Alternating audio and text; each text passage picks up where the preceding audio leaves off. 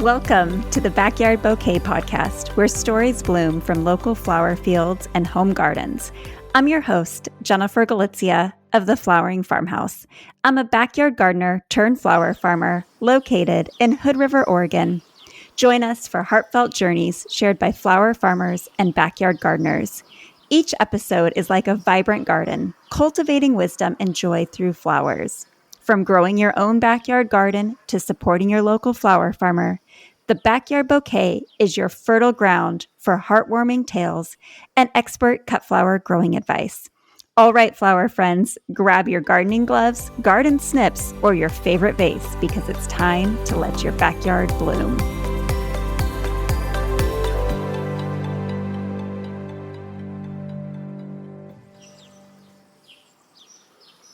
Today's episode is brought to you by Epic Gardening, your source for premium garden products that we genuinely love, use, and recommend. As we head into Memorial Day weekend, it's the perfect time to put the finishing touches on your summer garden plans. Take advantage of the Epic Gardening Memorial Day sale and save 25% off all birdie beds, plus up to 50% off select gardening essentials. Right now, you can also save an additional 5% by using the code The Flowering Farmhouse at checkout.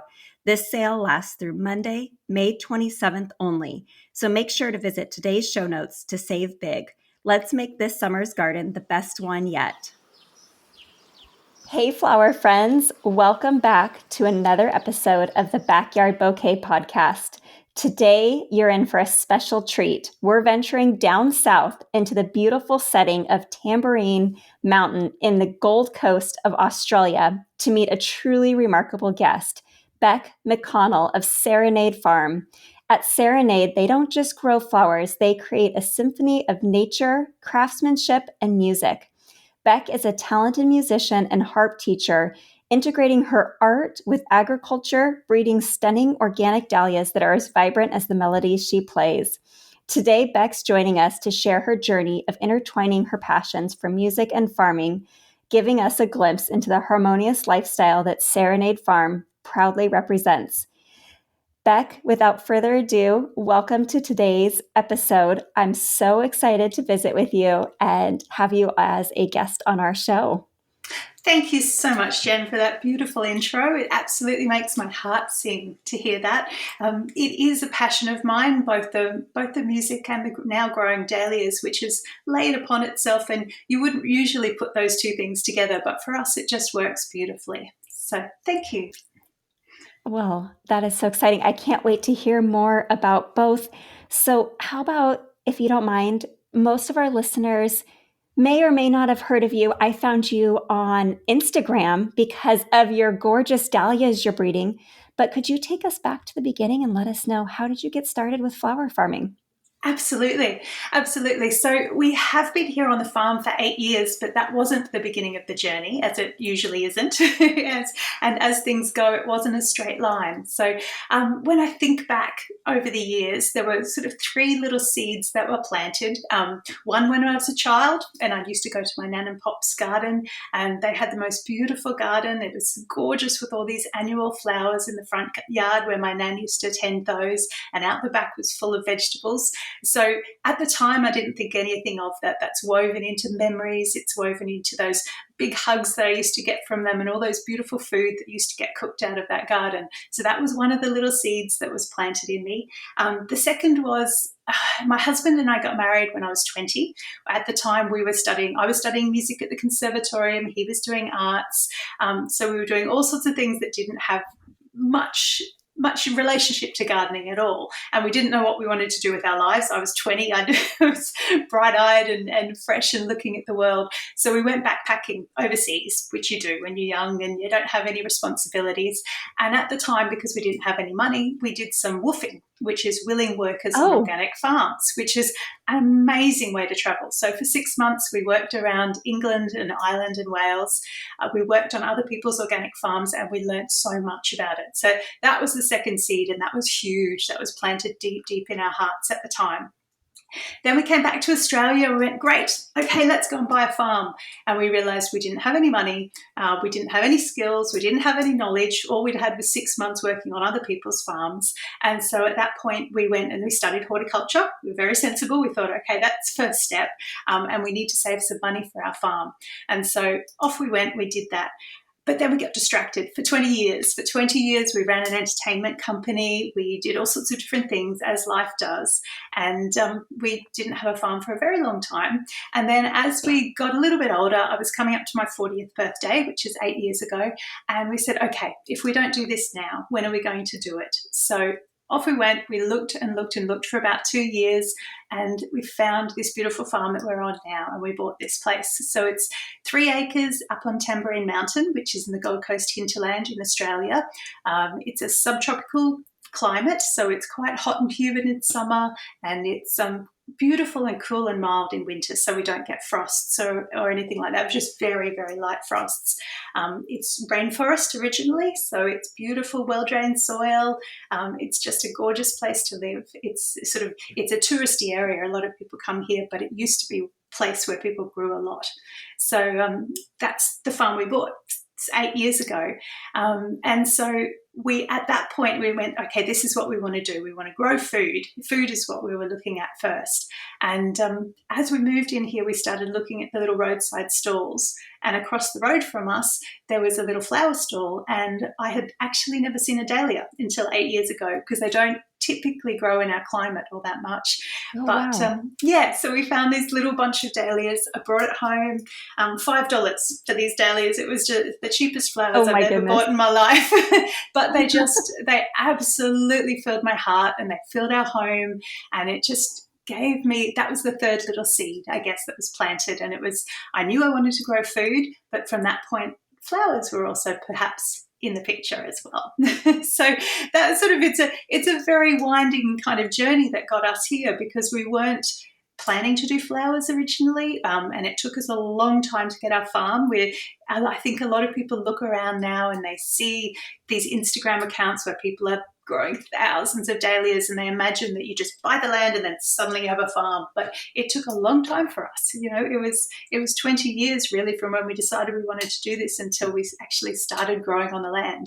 All those years, we obviously always had a little veggie patch on our gardens, in our properties, but nothing to the scale of what we do now. That's really amazing. I love your story. It reminds me of the saying that one of my friends who's a landscaper first shared with me, and that is, in terms of plants, as they're getting established, first you sleep, then you creep, and then you leap. And it's kind of the same thing that happened with your journey. I love there that. was this little seed that was planted, and it slept inside you for all of those years. And then you got that job as a woofer, which we have a bunch of them around our area because I'm in a heavily agricultural region. And so it's a dream of mine to someday have space where I could have one. So you kind of started creeping in your journey.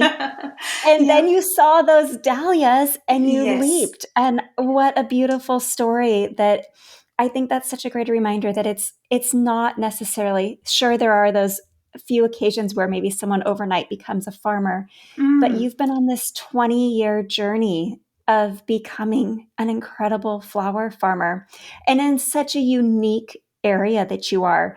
So can you tell us a little bit more about where you're located on the Gold Coast and the region? I was looking online and I saw waterfalls and, like you said, the tropics. Yeah, it is really beautiful. So it's we're near Brisbane. That's our closest city. But the Gold Coast it's a really famous beachy area. Lots of tourists come here because they're just stunning beaches. So we're only about half an hour drive from the beach, which is lovely because my husband particularly loves to go swimming down at the beach. But we go there quite often in both summer and winter. Our area is more rainforest typically. So when you do come up the mountain, we're only 600 meters sort of above sea level, but it's just enough to cool things down a little bit. So even though we're in a subtropical climate, overnight through summer it cools down. So that really helps our dahlias. That means that In a lot of people in this sort of climate really struggle with them through summer because it's so hot and particularly it's so humid. But here it just cools down enough that we can really, they're just beautiful, particularly in the early season and the late season. They do really, really well for us. So it's just going into May now and we still have a few flowers out there. So that's the equivalent to the Northern Hemisphere November. So if you imagine what's going on usually in a season over there. So we're quite fortunate that we have a really long season of flowers as well. So so it's rainforesty, but it's beautiful and close to the beach. We've got gorgeous soil. I think it's paradise. It sounds like paradise. I know that the Gold Coast is on our bucket list to visit someday, and I hope I can see your farm in person someday. That would be a dream.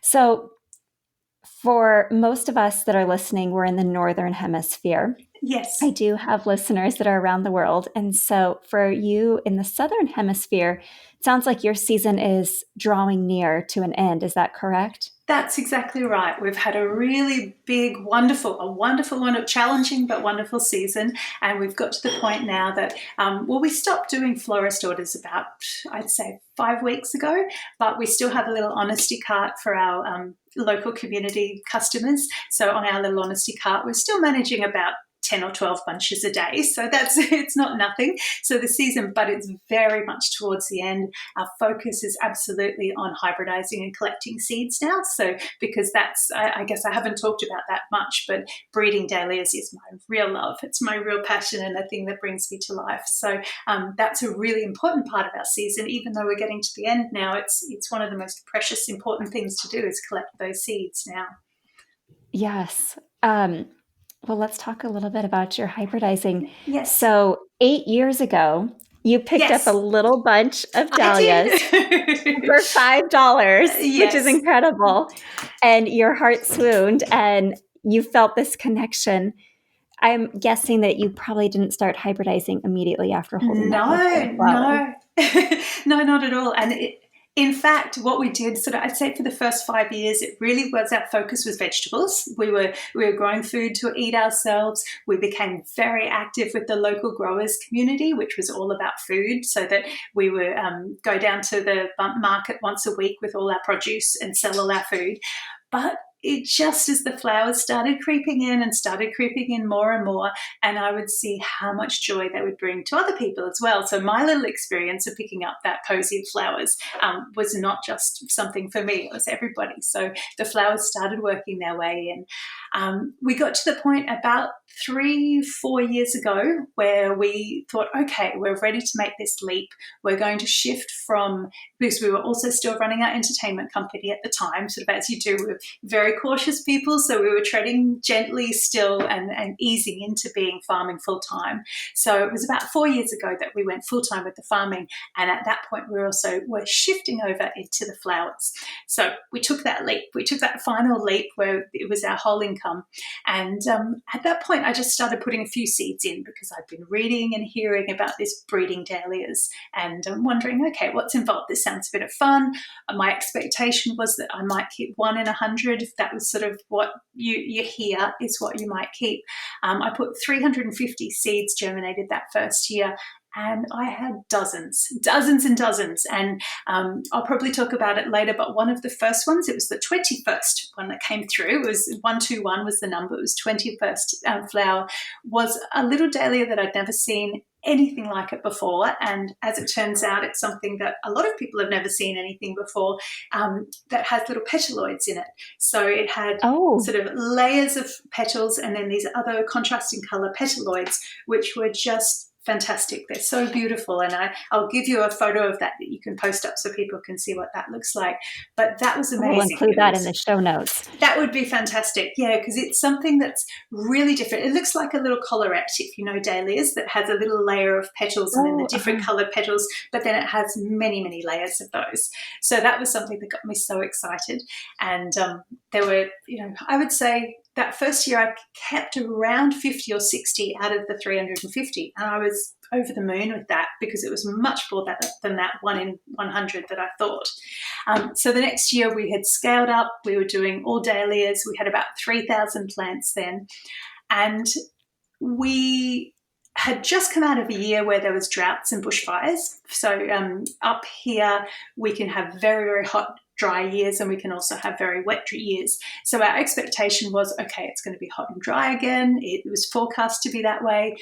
But we had that next season when we had made the leap and it was all on the dahlias, we had the wettest season that I can ever imagine, and we had flooding through, and we lost hundreds and hundreds and hundreds of our dahlias. We had all the money that we had sold from our other business, we had invested in the dahlias, and we lost a lot of tubers, which happens. This is the reality of farming, and we all know what it feels like to come across those kind of things. But what I saw in that was the glimmer of hope that, okay, well, I've got all this space now. I've lost all of these dahlias. I'm heartbroken. There's nothing left to plant. But I have a whole lot of seeds. I've collected all of these seeds. And you know what? Last year I kept 50 or 60 seedlings. Maybe I can do something this year. And so I decided to grow 2,000 seedlings that next year. So that was a couple of years ago. It was insane. The sort of job of managing that many new dahlias, the risk of not having things that are going to be cut flower worthy.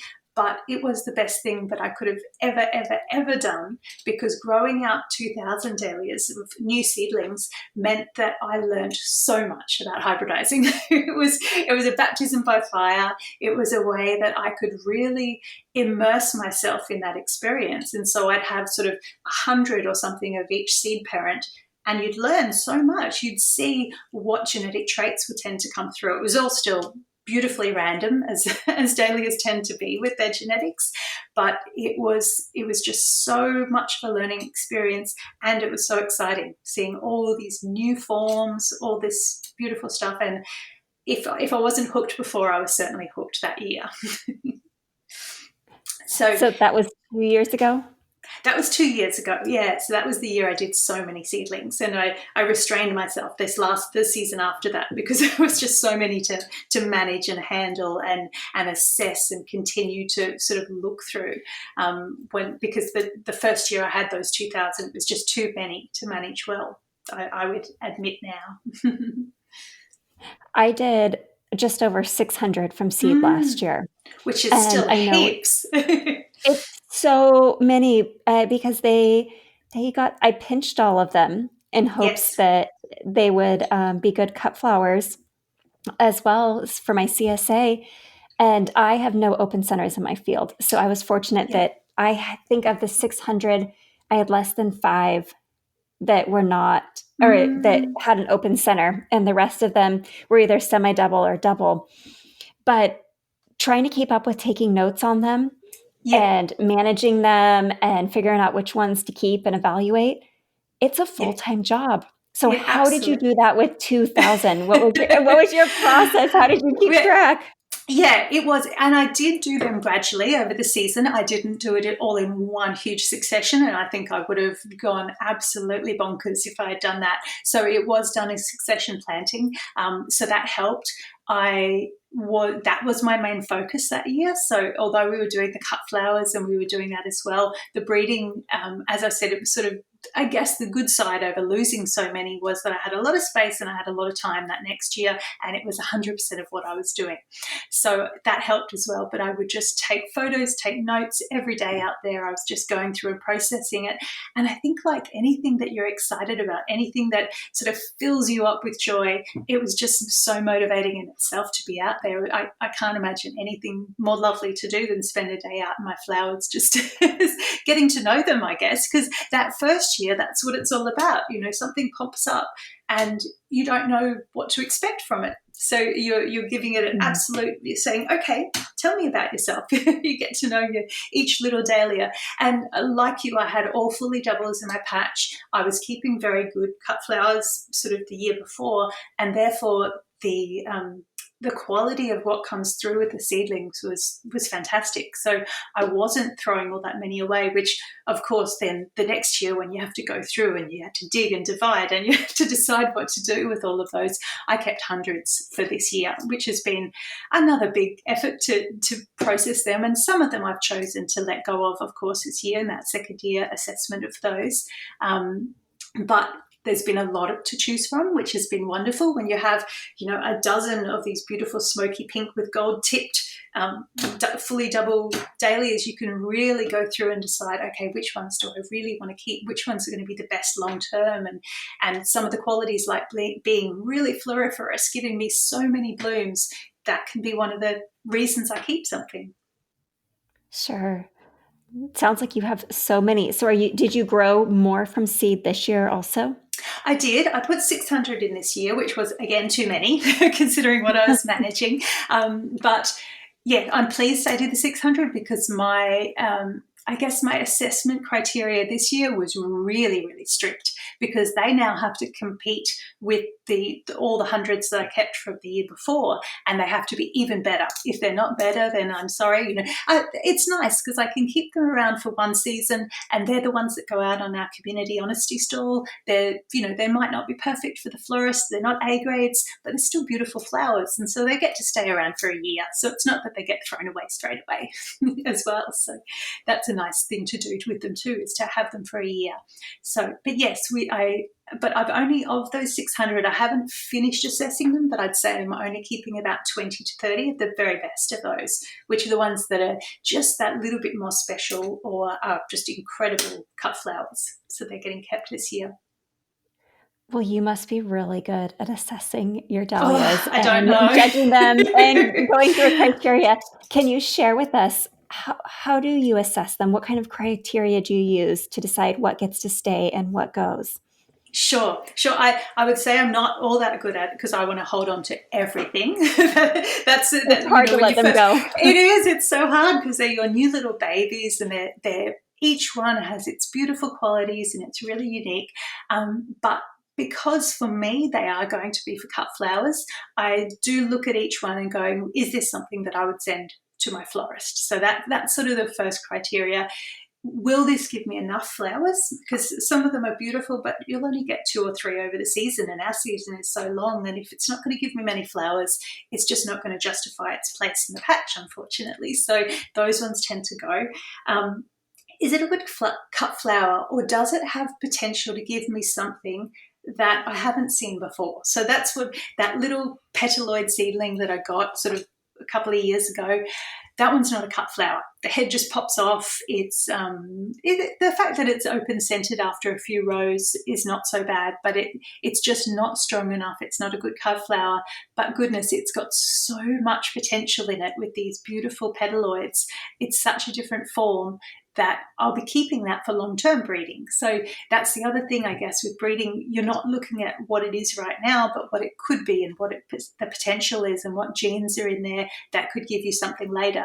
And you can't do that with everything, because otherwise there's potential in everything. You might like the colour of something, but if it's a single and it's got a floppy head and it's just not going to stand up to cut flowers, you just have to surrender that one, particularly if there's others in a nice colour. So is it a good cut flower, or does it have something really special? And then, you're looking for colours that, or more so, colours and forms that aren't just duplicating something else that already exists that's really effective. You've got your favourite cut flowers that are in the patch. Those ones, we don't really need to breed more of the same unless they give us, they're a really, really robust plant and they're particularly virus resistant or particularly good at the pests don't affect them. That might be a reason to keep it, but otherwise I'll let something go if it tends to be something like that sort of mid-cool pink that's, it's an open kind of shape, and it's not giving me anything that I don't already have. Even if it's a lovely dahlia, unfortunately that goes to the compost heap as well. You have to be pretty rough on your decisions when you have so many, because there's just not enough space to keep all of them either. That's exactly right, because it's okay that first year when you've just got one plant, but then the second year that might turn into 5 plants, and then the year after that you multiply that out by 5 again, and you're looking at a lot of plants in 3 or 4 years. So if you're wanting to duplicate it, there are a couple of things that I know aren't really great for cut flowers, and I have a few little beds that I keep just for my own love and interest. So there's a few things there that I just can't throw away. I know they're not practical to keep, but that's just a little indulgence of my own. So there's that aspect to it too. There's a little bit of intuition that has to be in there as well. There's a little bit of a gut feeling, sort of, I'm not a clean cut spreadsheet. Does it tick sort of 8 out of 9 boxes and then I'll keep it? Sometimes there's that little extra box there that I go, no, this one just needs to stay a couple more years until I decide. Yes, I totally agree. You mentioned that you don't get a frost where you live. So do you get a frost? We get very, very light frosts sometimes, but certainly nothing that's going to affect the dahlias. It doesn't come until very, very late in winter, and by that time everything's died back, they're in the ground. It doesn't affect the tubers at all, so it's not a heavy frost that's going to do that, so we can leave them in the ground, no problem at all. I haven't done that on any large scale until this year. This year we're going to leave them in all winter, which is a little bit scary. I might dig some of my most precious ones just in case, but yes. We can, in our climate. That's right. In our climate, we can leave them all through winter. So this year, what I plan to do is when we get to very early spring, I'll be digging, dividing, and replanting all in one go so that I don't have to do any storage this year, which we just need a break. You know, we've been farming for 8 years now, and before the last couple of years, we were doing annuals all through winter as well because we can grow here because it's mild enough. It's actually our best growing season for the vegetables is in winter. So we've been working just constantly for 8 years, and we thought, you know what, it's time we need to just ease back, just to take a little bit off and go easier this winter, maybe go back to playing some music and those kinds of things and just consolidate a little bit. So we will be leaving them in the ground, and it also just gives us an opportunity to see which of them the tubers are strong in our climate to do that as well, because that's the other thing that we are breeding for is dahlias that are going to really suit our subtropical climate, because there's a lot that don't. You know, we get a lot up from the southern states where it's really cold, and those ones just don't do well here. So that's one of my breeding goals loosely as well, is just to make sure we're breeding the right plants for our climate. That's great. And you need a break. You yes. deserve a rest. Oh, farmers are really bad at that, I think, because, you know, it's constant. It keeps moving, and particularly in our climate when the seasons, we have shifts to the seasons, but it doesn't ever really stop. We never go out there and everything's asleep. So we tend to just follow that pattern and go, go, go, go, go. And it's been a long slog of going. So this year it's time to rest a little. Yes. Yeah, for people that aren't farmers, I'll have friends say after our frost, because I'll post these beautiful pictures of the season-ending killing frost and then how everything is all brown afterwards. And I'll have people reach out and they say, you must have so much time on your hands now that the dahlias are dead. Yeah. And if I left them in the ground, maybe so, but digging and dividing and storing them all winter and then planting, it just doesn't ever end. So if you can give yourself a break, kudos to you. You deserve it. And I know that you'll have a busy spring, which will be in about 3 months from now, you'll have to start digging them up. That's exactly right. So our season is so long that we can start planting again in August. And so here we are in May. Okay. June, July is sort of all we have. And also in that time, my focus, because we could still take cuttings and overwinter cuttings here, I don't really stop anyway, you know, which I don't want to, I don't want to completely stop. But the idea of so we're not doing a tuber sale this year, it was a huge decision because obviously that's part of our business model. But for this year, we just needed to have a pause. And so we're not doing a tuber sale because last year it was really hard because everything happens all at once, which it does in every climate. I'm sure spring is huge, but we were trying to plant at the same time that we were sort of trying to do our tuber sale, and it pushed everything back so much last year. Whereas this year, I'm really excited. We'll actually get everything in by September, which means we'll have flowers by Christmas, which is very exciting. So it's lovely. Our season will be a really full season this next season coming. Oh my goodness, it's always been a dream of mine to have dahlias blooming on Christmas. Yes. I'm coming to your house for Christmas. Yeah, we always miss Mother's Day. So Mother's Day is this coming Sunday, and the dahlias are just looking terrible, and our florists haven't had flowers for sort of a month or so. But even our honesty cart, I think we'll be lucky to have 2 or 3 bunches out there. So we miss Mother's Day, but we do get Christmas. That's interesting. So you must get you must get Christmas and Valentine's Day. Valentine's Day is amazing. It's our hugest because it's right at the right time for dahlias. It can, on our hot, dry years, it can be a little bit of a struggle to get the product out there. But this year it was just incredible. We were at peak production at Valentine's Day, which is beautiful for the dahlias because they do reds and soft pinks so well. So they're perfect. Oh, yes. I'm so into this. I mean, unless you have a giant hoop house, a heated hoop house in the United States, pretty much most flowers for Valentine's Day, most people don't realize are imported in. People ask me, what do you have blooming at Valentine's Day? And it's like, well, look outside. Nothing. Yeah, no. Some dried flowers, but a lot has to get imported in for Valentine's Day. I wish we could shift it to like July and have Valentine's Day. Absolutely. I think all the flower farmers should get together and just change Valentine's Day. Yes, we're creating a new holiday. Absolutely. Like Christmas in July. So what? We need Valentine's Day in September, something like that. Perfect. Yes. If only we could do that. Let's go back to your breeding dahlias because I had a few more questions I would love to ask you. So you're in your 4th year of breeding dahlias right now. That's right. So we're about the same. This is my 4th year also. Have you released any to the public yet? Have you shared any of yours? No, I haven't. And there's a couple of reasons for that. I think one reason is because the first year, I did get some beautiful ones the first year, but I'd say there weren't enough of those ones that I was really proud of. So I didn't. So this would be the year that I released those, and I decided not to.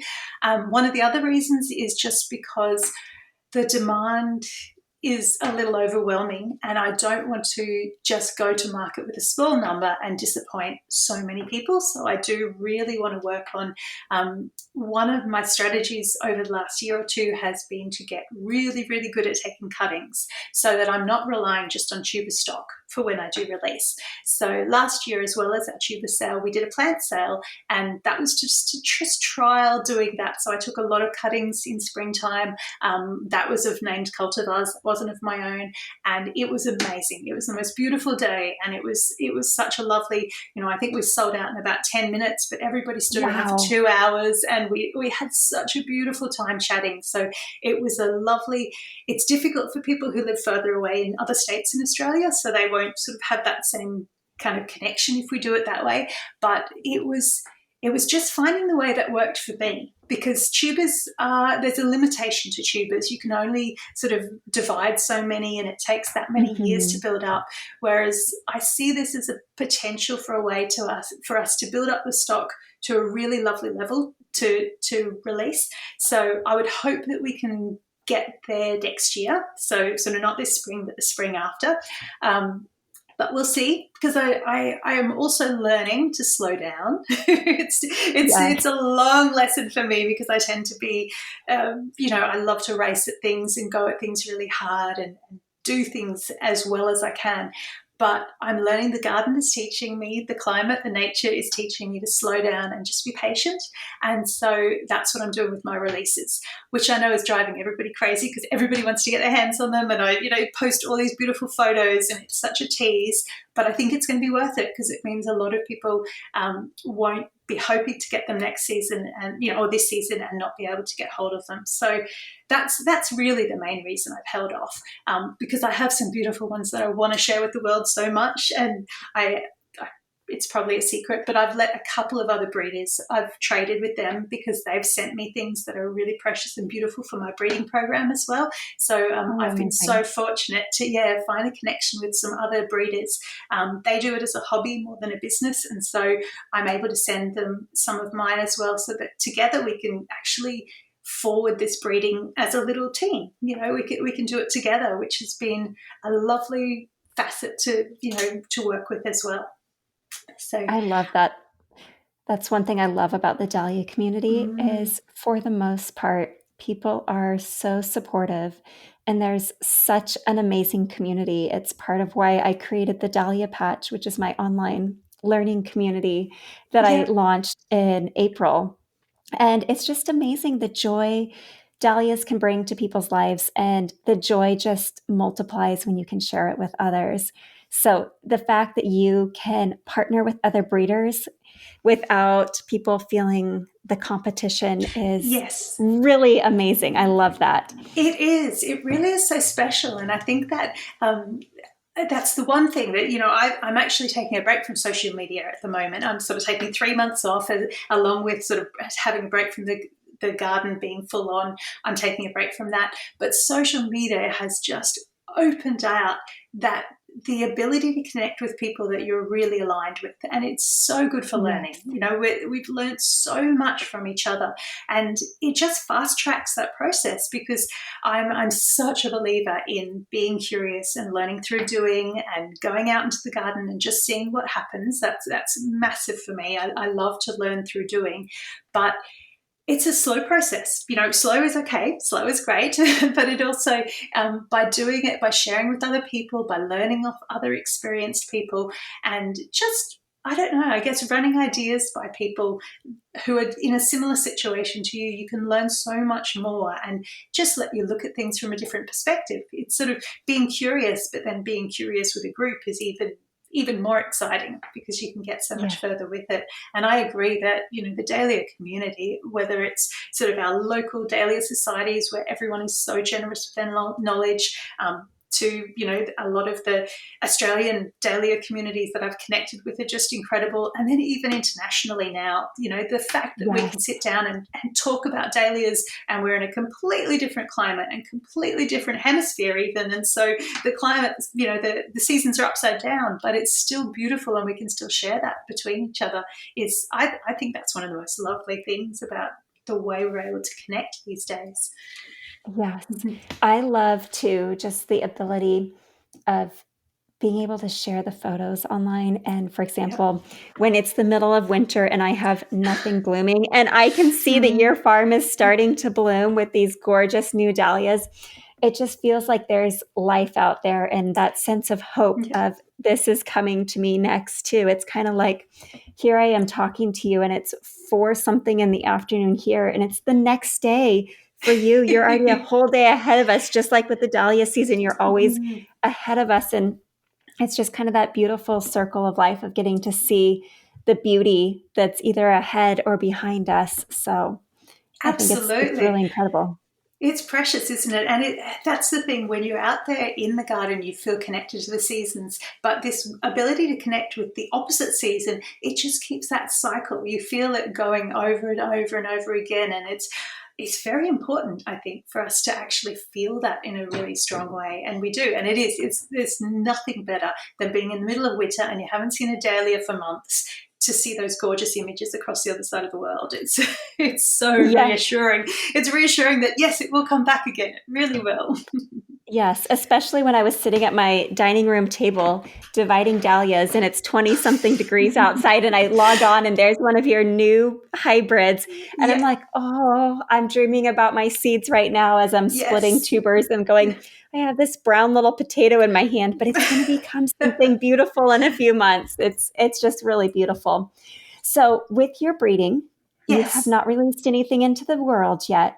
But when you do you have a name for yourself as a breeder? What are you going to call your dahlias? Yes, we're using Serenade as our prefix. Beautiful.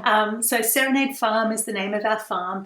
It links in with our music. It links because my husband and I are both musicians. He still builds beautiful harps. So even though he's working full-time on the farm as well now, his true passion is building with wood. So he builds harps. I play harps. Wow. Serenade just seemed to be the thing that fit for us. So we've started naming a couple, and the Serenade, it's been the prefix that seems to really sit for us really well. And it also doesn't tie us. If we need to move one day, because one day we do want to live in a colder climate and grow things like roses and peonies and all those gorgeous things as well, so that we can keep our prefix with us regardless of where we happen to be based at the time.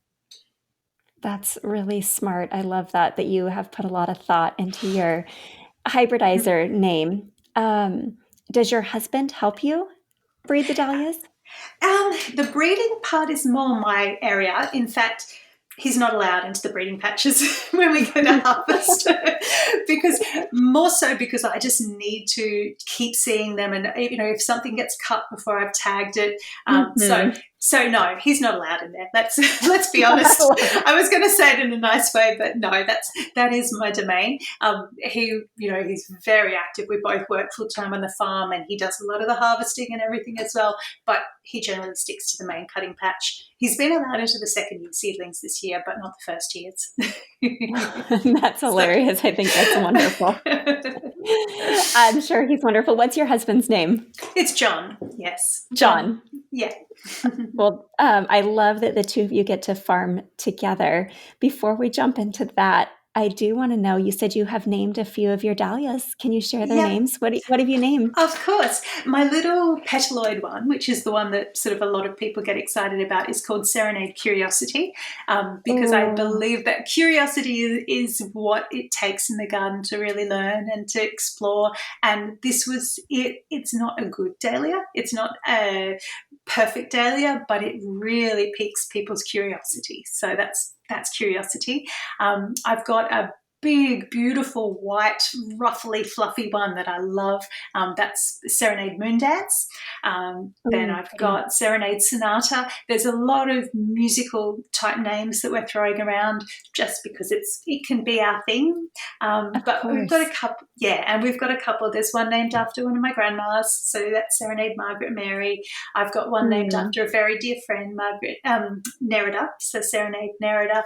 I think it's such a beautiful thing to be able to name your dahlias after special people. It's a Absolutely. lovely. I love that just exists a thing in the dahlia, nomenclature. So it's beautiful. I love that. I know that I haven't named any of mine. I once heard that it's bad luck or superstitious to name them in their first year. And now I have about 50 to 60 going into their second year. I have 2 in their third season this year. My fourth season ones, but what should have been my fourth year, I chucked all of them last year. In their third season, I wasn't as impressed with them. When I saw my first year 2023 seedlings, I said, these aren't as good. Yeah. And so I got rid of them. But I have a list, like you said, of people that have influenced my life, my flower career, and I can't wait to be able to have something that gives them a legacy and honors them for impacting my life that can be shared with the world. I think it's a really unique position as a dahlia hybridizer, or any kind of hybridizer for that matter. Absolutely. So, I'm going to have to figure out how to make it down there so that I can get your Curiosity one. My daughter, she's 9, and I always choose a word of the year for myself. And this year she decided she wanted to do that with me. I do a vision board where I spend the first week of the year cutting out pictures and putting them on the wall. And my word this year is flourish. I don't think I've ever shared that publicly this year. And my daughter said, well, I don't want just one word. I want a phrase. And her phrase is stay curious. Oh, how and lovely. So when you said your dahlia name, I was like, oh my gosh, that is such a wonderful name for a dahlia. Oh, and that's beautiful. It's a beautiful one. Yeah. I might have to figure out how to smuggle one through customs when you release them. It's so difficult. And it's actually one of the reasons I started breeding as well, is because we were seeing all these overseas cultivars that we couldn't get hold of here in Australia, and much that there's amazing breeding being done. A lot of the breeding that's happened in Australia has been for exhibition and show. So everything is ball or formal decorative and that kind of style. And we'd see these things from overseas that were ruffly and multicolored and all this amazing stuff, and all the beautiful sort of soft, subdued colors that go so well for floristry work. And, we had nothing like that I could see. And so I thought, okay, I'll just have to breed them myself. And so that was actually a big part of what got me excited about breeding too. And now that I've started, I can see that it's the way to go. I encouraged so many people in Australia to start breeding your own, because as soon as they start complaining about, oh, we can't get this or we can't get that or we can't get this one or we'll have to smuggle it in, and biosecurity in Australia is there for a really good reason. So we just need to breed our own. So that's, that was one of those little other reasons I started doing it, and I'm so pleased now because it really does. You start to see that the forms that you get in the exhibition, they're so tight and they're so small, and it was like that for a reason, and I really respect that because they've done such beautiful work with breeding for those forms. But when you start actually having to write down descriptions, as you write your notes, you start to realize, okay, well, this isn't a water lily and it's not a decorative. It's somewhere in between. It's kind of like, and you have to start describing color as well. Yes, you can take a photo of it to keep it, but it makes you realize that. And I think it's one of the things I love about dahlias so much is there's this huge spectrum of colours, and there's a massive, massive amount of variation in form that doesn't just fit into nice little neat boxes at all. And so that's what's so exciting as well. If you've got any kind of sense of creativity or artistry, dahlias just fulfill it so beautifully. they just come in with, you think something, and then it just gives you something new again, which is very exciting. And I think you can look at it and go, well, that doesn't fit, I'll throw that out. Or you can look at it and go, wow, this is something really different and really special. Yes. Well, I think it all goes right back to the name of your first dahlia, Serenade Curiosity. I mean, they keep us curious. There's such an element of curiosity about dahlias that just make you want to know more or to see more. And I think that's for us that are breeders. For me, it's like Christmas morning. It's that surprise of being curious and wondering what is it going to be. So that's really neat. You've mentioned breeding for specific things. Do you have specific goals when you're breeding? Like, are you breeding for a specific color this year or a specific shape or form? Yes, I do. So this year I'm really looking to do more in the soft pink. We actually don't have enough soft pink. Maybe it's universally across dahlias, but here in Australia we tend to have a lot of bright pinks, but we don't have those really lovely subdued soft pinks, particularly the warm peachy pinks. So that's the colour I'm gravitating towards. So for the open pollinated dahlias, they're the ones I'm leaving in the patch at the moment, that I won't touch them. I'll let them go and let the bees sort of do their thing with them. But I am also going back to more ball forms, because this previous year I wanted anything ruffly. I wanted anything that just sort of had this crazy kind of shape into it, because we didn't have much of that. But what I'm finding is there's certain colours in the ball forms, like those peaches and pinks, that we just don't have enough of a really good cut flower for those colours. So it's a lot more traditional than what I was sort of pushing for last year. But then in saying that, I've got these breeding goals, but at the same time, if something pops up that's different, I just follow that thread as well. I'm not going to say, no, you don't fit.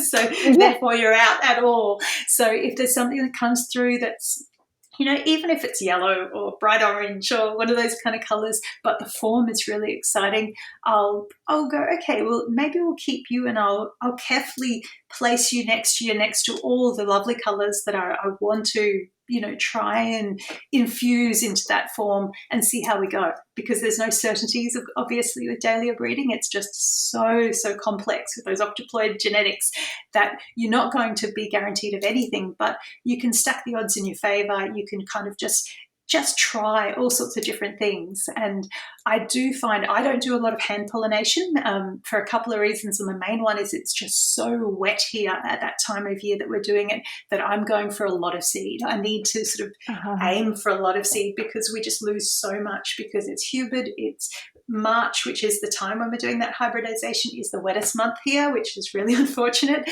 Our weather is beautiful for dahlias in most ways, but for the hybridization, it's a bit of a struggle. And also the bees do it so well. So I've got a few little techniques and strategies that I put in place to just help the bees along, to encourage them. Okay, put this one with this one, please, because this is what I want. And that tends to give us the best results from the seed, to collect a lot of seed, and a lot of good quality seed. That's great advice. My first year tried hand pollinating, and we usually get rain in September, which is about when I want to start collecting. And I lost all my hand pollinations to rot because of the rain. And so then the next few years, I've just let the bees do the work with a strategy in place. And it's amazing how many seeds you can get, and good seeds from the bees being your friend and ally. Absolutely. So for those that are listening today that are saying, wow, this sounds really fun, I'm really curious, I want to try hybridizing dahlias or breeding dahlias or collecting seed this year, and just dipping their toes. What advice would you have for someone getting started? Absolutely, just do it. I think that's the biggest thing with seed is that you don't know what you're going to get, so just try something. But in order to get the best chance to get the seed that you're going to give you the best results, I think at the very minimum, do selective pollination where you are removing anything that doesn't fit, either your breeding goals or things that you like even. So hopefully your dahlias are the ones that you like, that you have in your garden. But if there's anything there that you go, you know what, I don't want a red cactus involved in my breeding program at all, cut that away, cut that back before you start collecting seeds. So that's the very basic. But there's a few things I do when I'm planting. If you're fortunate to have not planted yet, really think about what things you'd like to combine and plant them in close together, because that's actually very effective. Where the bees are, if they're all flowering at once and you can remove everything else around, that will help a lot. I always also put a couple of things in pots that I really want. So my little curiosity seedling, I always put some of those in pots so that then I can decide, you know what, I want to try mixing that with such and such this year. I'm going to take that pot while they're flowering at the end of the season, pop the pot right in the middle of that block, and there's going to be a very good chance that I'm going to get those crosses. I had great success with that method last year, because then you get seeds both off that plant and the plants around. But even taking a little vase and popping some of your flowers that are open pollinate, that have pollen showing, and popping them into that block of other flowers as well as another way that the bees can. Yeah, it's a friend of mine, one of my little team of petalloid breeders that we work together gave me that suggestion. So it's a way of actually, if you haven't planted it in the right place or you don't have it in a pot, it's just a little cheat way that you can get some pollen in there without hand pollinating, that the bees can do that. So because it'll continue to release pollen while it's in the vase. So that was another really good little trick for getting the pollen together. And that's a great little tip. Yeah, that one is really quite effective as well. So I've done a lot of that this year because I planted all my little petalloid seedlings in one place, because I've got quite a few of them now. Over the last couple of years I've been breeding for it. So I put them all together, but then I had one from one of my friends who she sent one up in January. She had taken a cutting really quickly and sent it to me, and that one wasn't planted in that area because it was all full. And so that's what I've been doing, that one, bringing it in little pots, in little vases with the flowers attached to that. So I love that. It's a fun little trick. Thank you for those tips. Yeah, that's a great one. Well, tell us about how you incorporate music. So you had a previous business, an entertainment business. Was that in the music industry? It was. We worked in corporate events, so we would do gala dinners, we would do those kind of things. And in fact, it had started off with music, but we also went into circus entertainment. So that's kind of a crazy sideline. Yes. So I was a fire performer, I was a stilt walker, I was a hula hoop girl. We did all that kind of crazy stuff. I told you we got distracted for 20 years. So that's what our distraction was. But over the years, as I sort of got a little bit older, I was still doing all of those things sort of right up until we moved to the farm. But I also started learning the harp. So the harp wasn't what I was doing when I went to the conservatorium. I was studying composition. But the harp is what I've gravitated to, and it's the thing that really integrates with our lifestyle really well now. So that when things are a little quieter, so this year in winter, I'll go back to teaching harp and I'll go back to playing a lot more music. I have already started, which has been so nice in the last little while, because it fits in with our lifestyle so beautifully. So we're able to do that as well as the farming as well. That's incredible. And John plays the harp as well? No, he's a guitarist and singer. So we play music together quite a lot, and then he builds the harps. So his connection with the harp is that he loves to work with wood. He's a really talented sort of cabinet maker, so he translated that into building harps as well. So he builds the harps that I teach on and that we sell to our students. And so that part is all a really lovely way that builds up. And it means also, because we don't do farm visits, we don't do workshops, we don't do any way that people come on with the flowers, just because it's a working farm and a lot of farmers understand that's just not really practical. But it's a way that we can connect and share with people here on the farm, is that they come and do the teaching workshops with the harp. So they'll come and learn how to play music. And I don't know, it sort of doesn't seem like something that's connected, but for us it's very, very much the same thing, because you're either creating with nature, you're out there breeding dahlias, or you're creating with music. And it's funny how these things just have so many parallels with one another, and they sort of tie in together. So you might be composing a piece of music and creating something like that, or you might be creating a bouquet of flowers, and it's all the same elements. You've got color or you've got musical timbre, and it's all the same. It's form in both ways, and it's just bringing beautiful things in together and making it part of the human experience, which I think is so precious. That's amazing. And how long ago did you learn how to play the harp? The harp was something I did while we were doing entertainment. So I'd say I've been playing for about 15 years. So even though when I first started, I was playing piano and those kind of things, and French horn was what I played in orchestras. So that was what I started with when I first started playing music. But harp was the one way that I could just play music by myself as well at first, and then gently I spread that out to playing with a whole ensemble of harps together, or playing with my husband while he's sort of singing and playing guitar. So yeah. Incredible. I can just picture you out in the field with the dahlias and the harp. Is it called strumming the harp, or what is the... Yeah, you strum and you pluck, and that's right. Yeah. But I'm sure it's just like so harmonious just to have the soft sounds and the dahlias blowing in the wind. It just... I'll have to do some videos with both together next year just to satiate that vision. Yes. But yeah, absolutely. It's more so, it's something that I think, I'll be out there and I sing all the time. I do sing to my dahlias. I know that sounds crazy, and I sometimes I have my music on and I'm dancing as well, but it's a bit crazy out there. My neighbours must think I'm absolutely mad, but I think it makes a difference. I think it makes a difference if you sing to the dahlias. Certainly it's a happy place for me, so it's somewhere that I will sing. It's obviously working for you, because your hybrids are absolutely stunning. I'm just amazed at what you have been able to create in 4 years. And I hope that someday your hybrids can find their way to the United States, because they're truly magnificent, and you've done a beautiful job, and you should be really proud of what you've accomplished in the last 4 years. I can't wait to see in 4 more years where you're at with your breeding of dahlias. Well, thank you, Jen. That's so beautiful. But the thing is, there's nothing special about what we do here, and I really believe that if everyone just tries it, it's also, one more thing I'll say about it too is, I think a lot of people get very stressed by buying the tubers. We're all aware of this crazy, Hunger Games of tuber buying.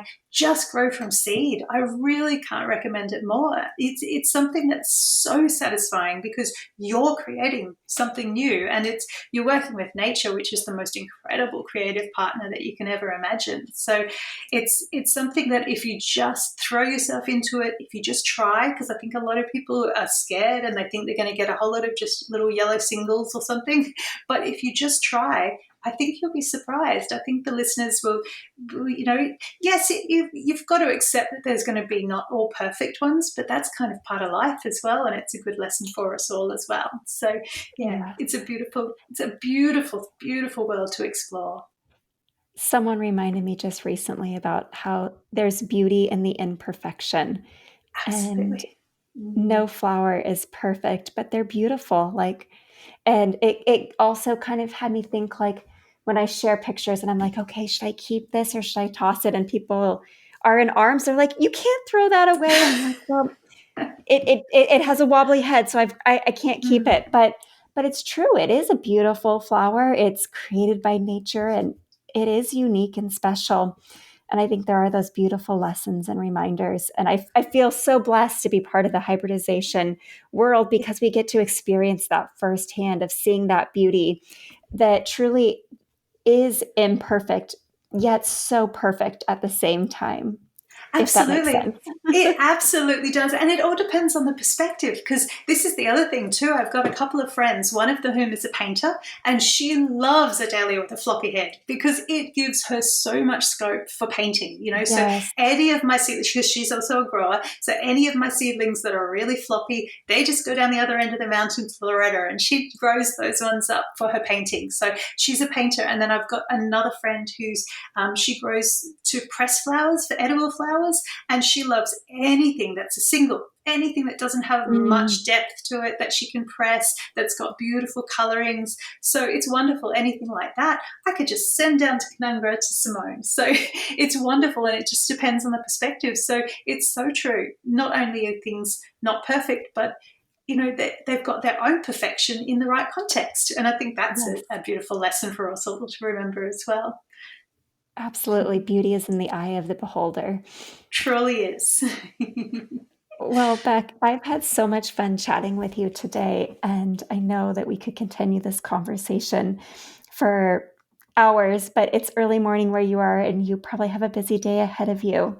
Before we say goodbye today, could you share with our listeners, how can they find you? I know you're taking a little bit of a break from Instagram if you're listening in the spring of 2024, but you'll be coming back to Instagram. Is that correct? Oh, absolutely. I wouldn't miss it for the world. It's my favorite place to be. So yes, absolutely. So I'm just Serenade_Dahlias on Instagram, and that is the best place to find me.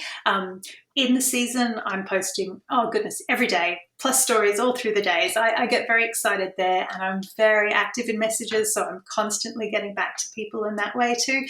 So yes, I'm taking a little break in our winter, but I'll definitely be back as soon as spring hits and we're planting again. I'll be back there as well.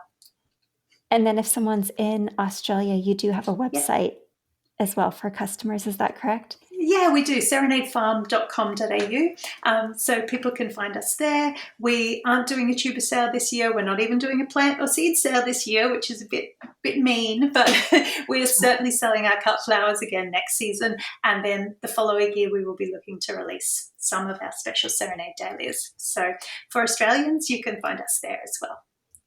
Perfect. And I'll include links in our show notes for both your website and Instagram, so people can be sure to find you, because I know everyone's going to be anxious after this episode if they're not already scrolling on their phones to check out your gorgeous dahlias. Okay, so before we say goodbye today, do you have any parting advice that you would like to share with our listeners today?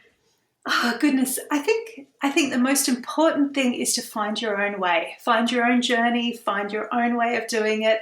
If that for you is grow by seed, try doing that. If it's not, just do something that suits you. I think we're looking around all the time and seeing what everybody else is doing, but just look inside yourself and have some curiosity to find out what really works for you. So that's the best advice I can give.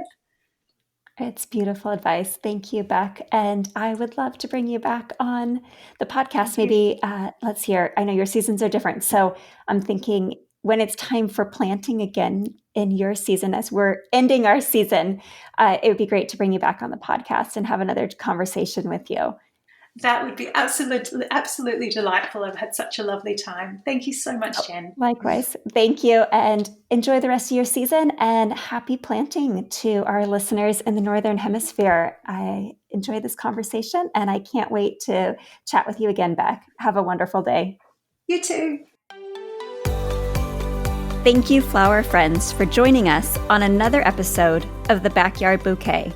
I hope you've enjoyed the inspiring stories and valuable gardening insights we've shared today. Whether you're cultivating your own backyard blooms or supporting your local flower farmer, you're contributing to the local flower movement, and we're so happy to have you growing with us. If you'd like to stay connected and continue this blossoming journey with local flowers, don't forget to subscribe to the Backyard Bouquet Podcast. I'd be so grateful if you would take a moment to leave us a review of this episode. And finally, please share this episode with your garden friends. Until next time, keep growing, keep blooming, and remember that every bouquet starts right here in the backyard.